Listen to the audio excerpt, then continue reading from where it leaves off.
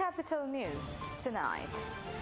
President Samia Suluhu Hassan has cancelled the 61st Uhuru celebrations and directs the funds for the celebrations to be used for construction of school dormitories. Construction of Mwalimu Nyerere hydropower dam reaches 80%.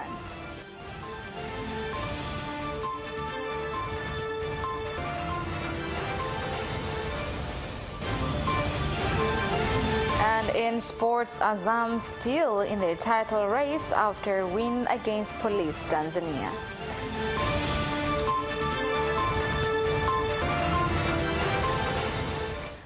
Good evening, this is Capital News at 9:30. My name is Khadija Zimbwe. First, the national news. President of the United Republic of Tanzania, Dr. Samia Suluhu Hassan, has cancelled this year's 61st independence celebrations and directed funds amounting to 960 million shillings that was allocated for the celebrations to be used for construction of dormitories for 8 schools for children with special needs.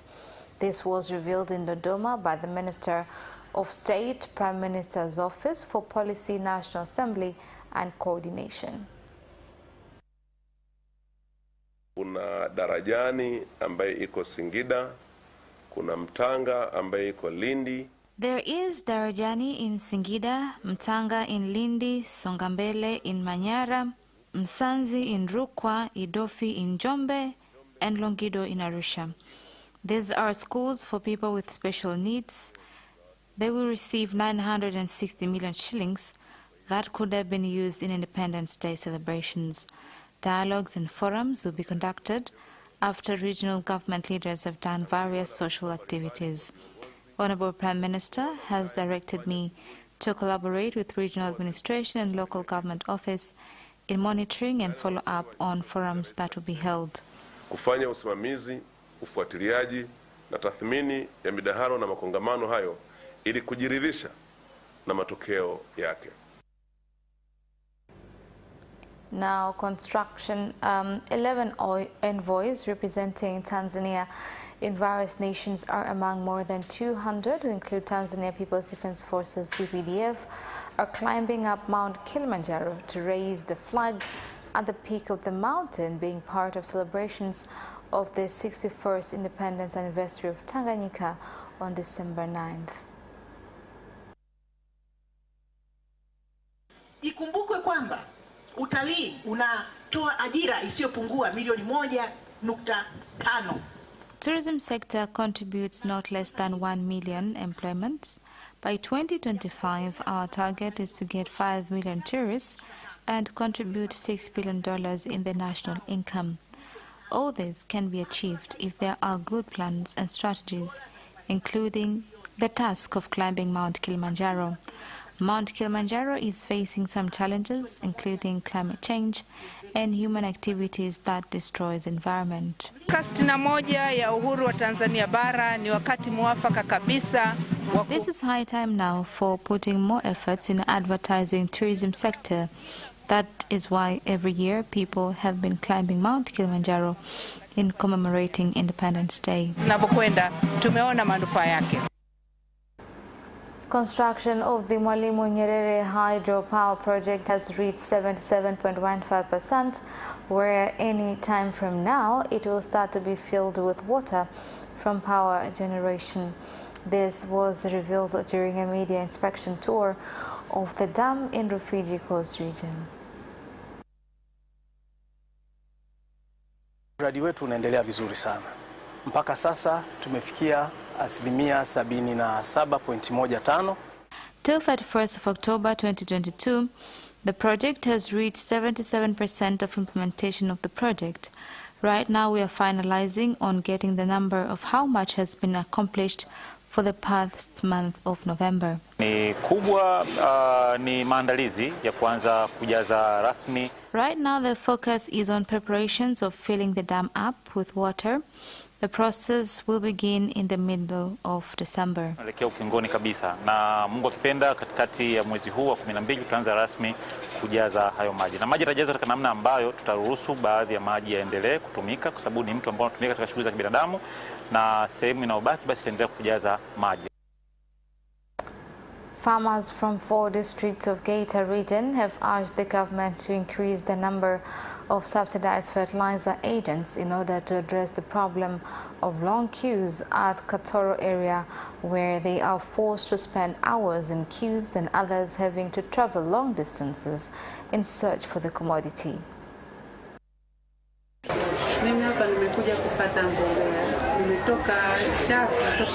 I am here from Chato since yesterday.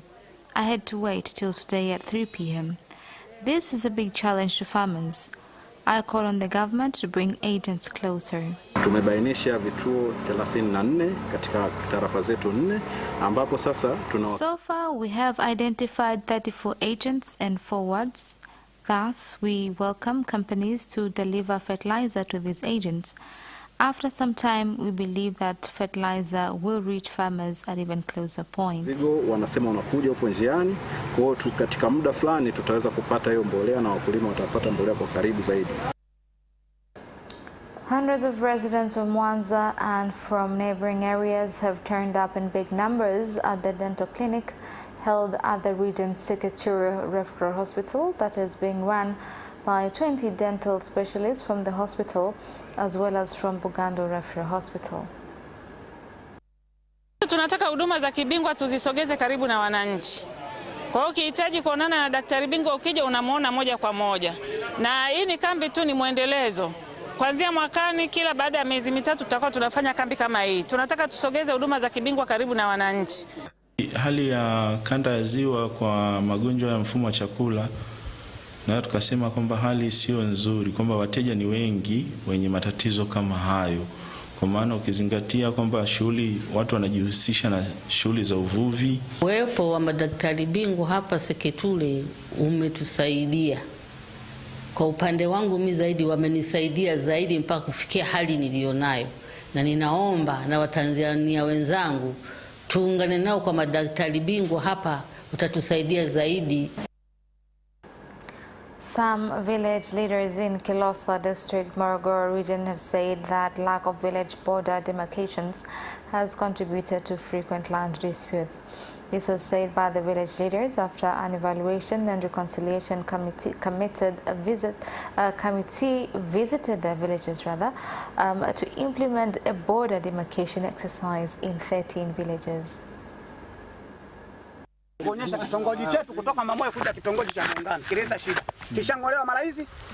Twice, title marks were removed at Mwamoyo to Muungano village.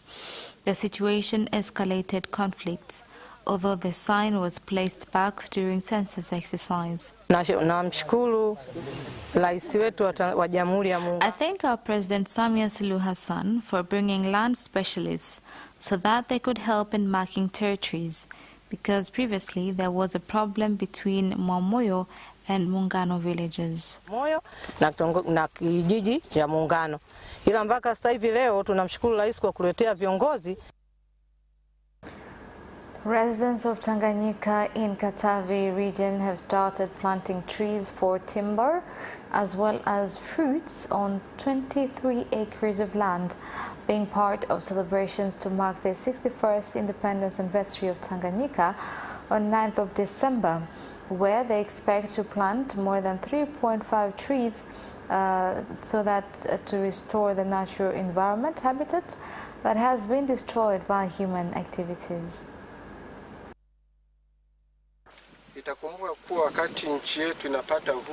When we're getting independence, this land was full of natural vegetation, which was later affected by human activities. Thus, there is need of restoring the nature by planting trees and maintain some other parts.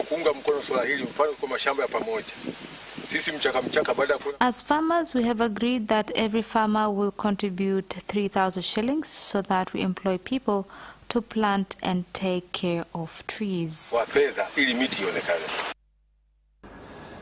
And Muhimbili National Hospital has received medical facilities for the pediatric ward at the hospital from Leshego Holding Company worth 50 million shillings. Dar es Salaam Chief Medical Doctor Dr. Rashid Mfaume said the equipment will help to improve various services for infants at the hospital. And that is the end of national news. International news follows up next.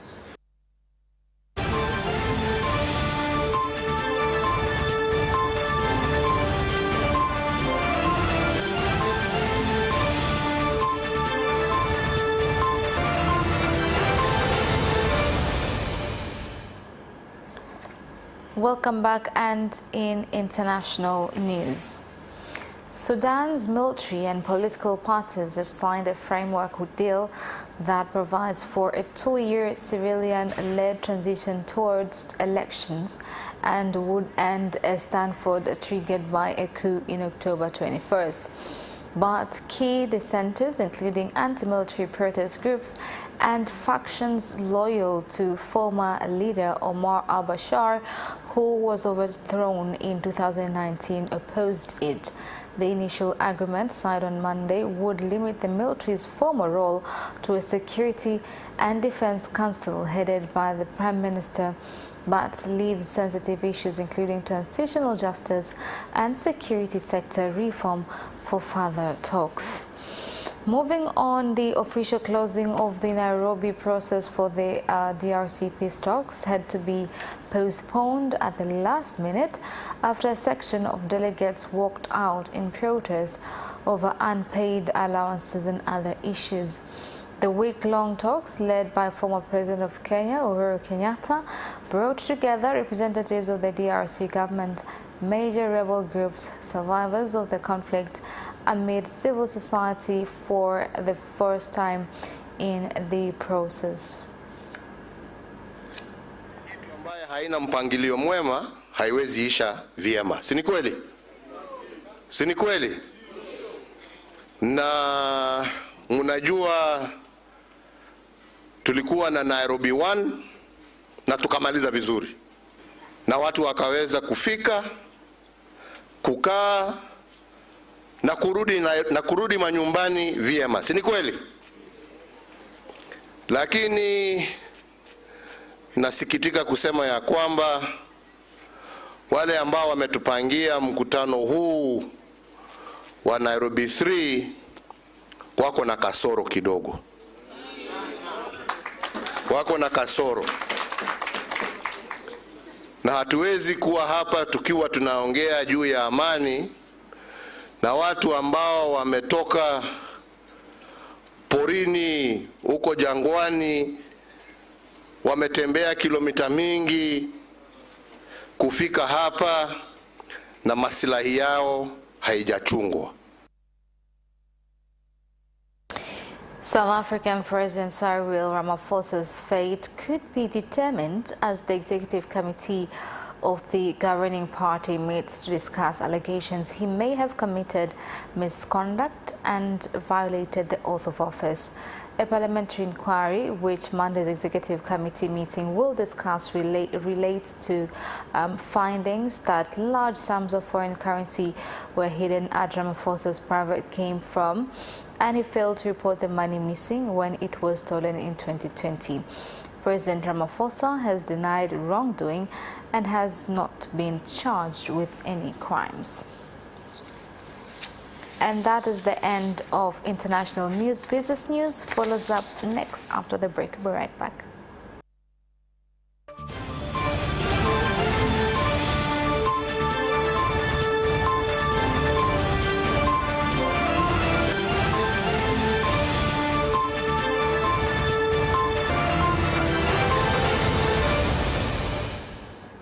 Welcome back, and in business news.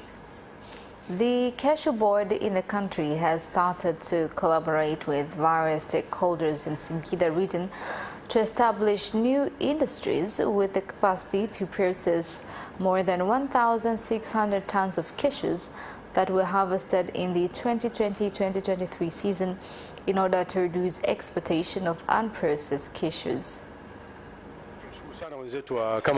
We thank our fellows from Canutech for their support in processing cashew nut in the country.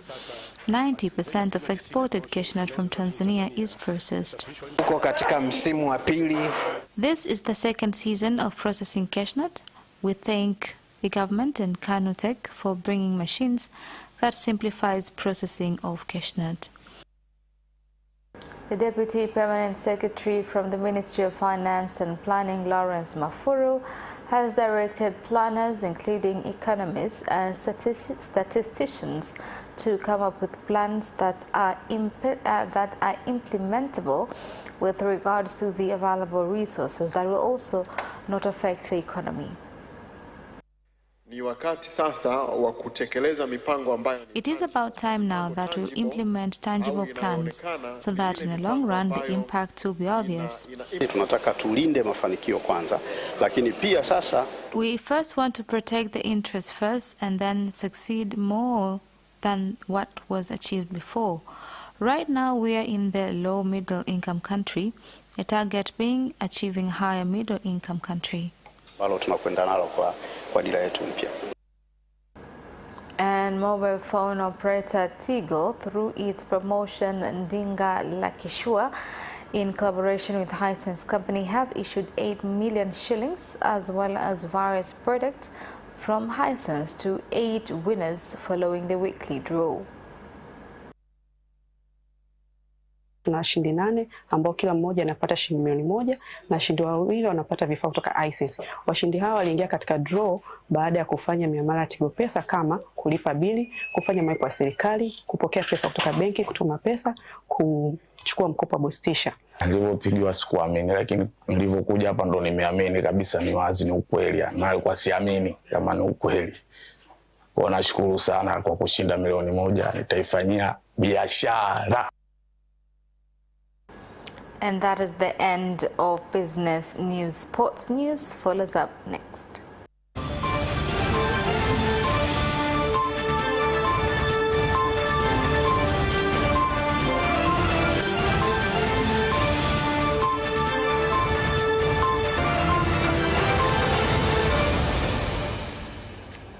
Welcome back, and in sports news tonight, Azam FC have continued to remind Yanga and Simba that the NBC Premier League title race has 3 dreams after winning 1-0 against Dodoma FC.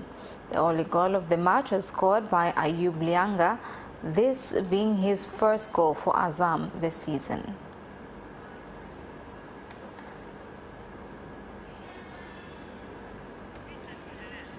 Now moving on, the National Sports Council NSC has called on all sports associations to make sure they complete the activities in their calendars as required by regulations. Moving on, performance of the regional teams has been average in the ongoing Netball 2nd Division League, with only 3 teams getting the chance to be promoted to the 1st Division. Timu zingine kama NBC ndo amesema anathibitisha leo. Some of the teams like NBC have just confirmed today, and we can't add teams while the competition has already started. We will be acting against the regulations as we had requested confirmation. Kuna mapinduzi nao walisema anakuja, ndio hizo nilisema timu 11. In the World Cup, Croatia have qualified for the quarter-finals after defeating Japan by 3 penalties to 1. The round of 16 game had ended with a 1-0 draw after 120 minutes, and heading to penalties, both teams were hoping for the win. Croatia goalkeeper Dominik Livakovic was the hero of the day after saving 3 penalties, making it easier for his team to win the game. In a few minutes, Brazil will play South Korea for a spot in the quarter-finals. And that sports item ends our news bulletin for tonight. My name is Khadija Zimbwe. Thank you for watching, and good night.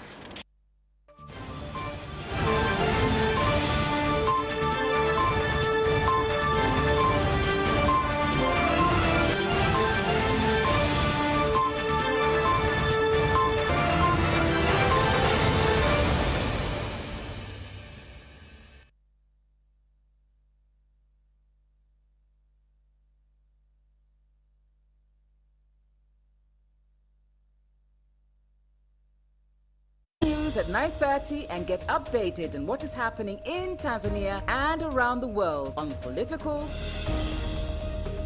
social, and economic issues and events, without forgetting business and sports news. You can get it all right here on Capital News at 9:30 from Monday to Friday on Zuku Channel 067, Digitech Channel 1103 and Facebook Capital Television Tanzania.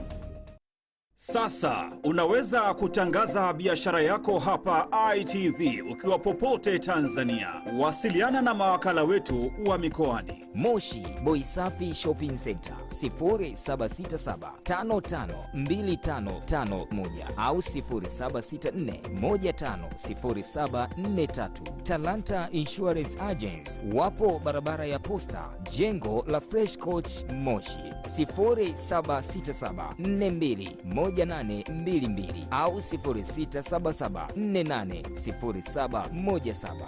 JM Communication wapo Marangu Mtoni 0754841319 au 0762013679. Arusha Lihundi Communication 0757200769. Megatop Agents 0754300810 au 0784682268. Dodoma Loshia Investment wapo karibu na Kisasa Peregina 0715603376 au 0784950300. City Boys Electronics 0754816000 au 0754773078. Mwanza Mwana Leonard Company Limited 0754963333 au 0753939193.